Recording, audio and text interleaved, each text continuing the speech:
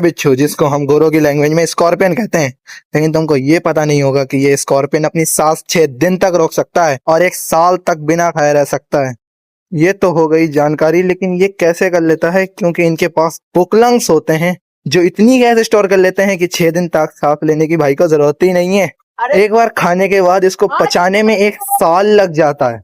सुस्तियाला बहुत है, लेकिन उंगली करी तो तुम्हें 1 घंटे में 4 कंधों में लिटा देगा ये।